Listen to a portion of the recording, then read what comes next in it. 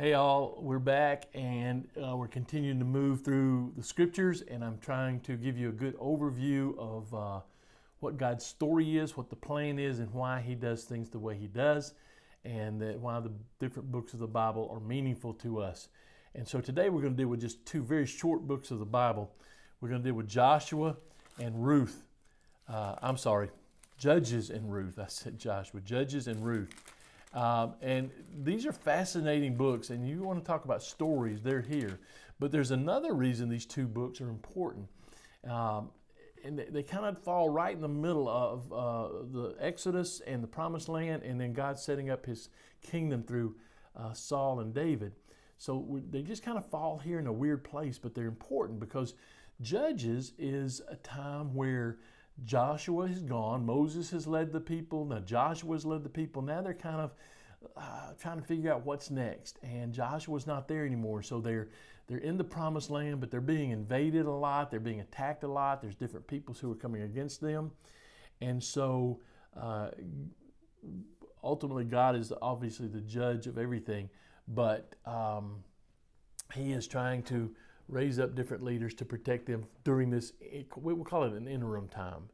But the stories here are amazing. Now, for those who think that women don't have a place in the Bible, both of these books are critical because they show the power of women, just like Christ did through His ministry, just like the whole Bible does, really. Anybody who says women don't have authority or a place in the Bible have never read it. It's just not there, because they are always in there and always having prominent roles of leadership. In the book of Judges, the first judge we come across is a woman named Deborah.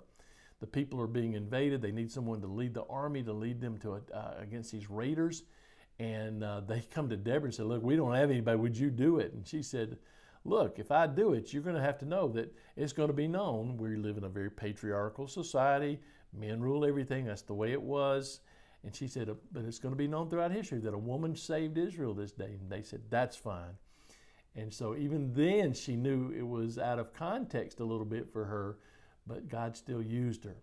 Now, the stories in Judges are absolutely worth reading if you see nothing else. But we got the story of Deborah, you got the story of Gideon. Man, Gideon is a great story of God overcoming insurmountable odds. God showing that He is powerful no matter what our eyes see, no matter what we're up against. He is the one who makes a way. And I love in the story of Gideon, one thing, if you're reading it, this is an overview, so I can't give you all of it, but there's one thing in there that I always point out, that God comes to the smallest guy, the smallest tribe, who doesn't consider himself to be worth very much, and says, greetings, mighty warrior. He calls Gideon what he will become. And I love that about God. But we find those things in Judges. We find the story of Samson and Delilah, which is an odd and weird, crazy story about the strongest man maybe who ever lived, and how God worked through that. Just fun stories, some of them, honestly, but they're all about getting Israel protected and ready for what comes next, and hoping they will trust in the Lord. The second book, again, shows us the prominence of women in Scripture. It's the book of Ruth.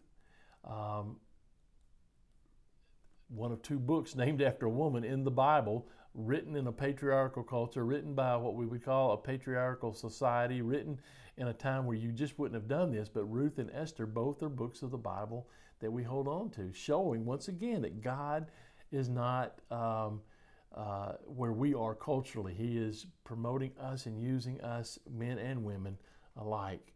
But Ruth is a great story, a great love story in a way. It's a story where she has the famous line as Naomi, her mother-in-law, is going back home to Israel with her people because her husband has died and her two sons have died. She sets her daughter-in-laws free to go marry again. But Ruth says, where you go, I'll go. Famous line. And we find her coming back, showing incredible loyalty and love to her mother-in-law, which is the great character that Ruth shows in all of this. She does whatever it takes to survive, to help her mother-in-law survive, to make sure they get in a place where they're going to be okay. Tenacity, just amazing in the book of Ruth. But then we see Boaz, the character Boaz, come into play as what we call the kinsman redeemer. In other words, he was the family member, that was the closest to them, who would take them in. And he not only took them in, but he falls in love with Ruth. Boaz and Ruth marry, have children, and they become great grandparents of one who would become king.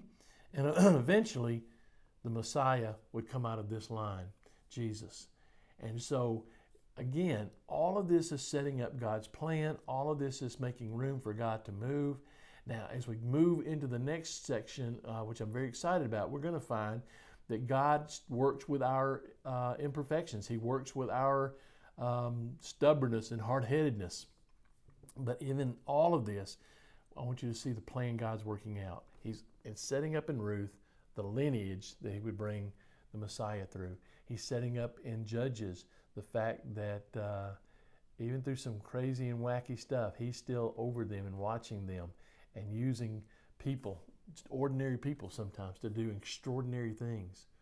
So hang with this. If you get the chance, they're two very short books of the Bible. Read them. They're great. They're worth the read. The stories alone are worth it.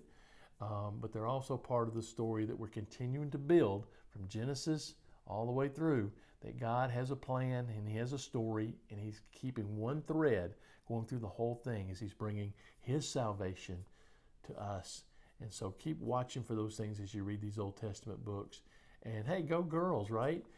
We've got the women showing up in these two books as well. So hang with it. We'll be back next time, and God bless you.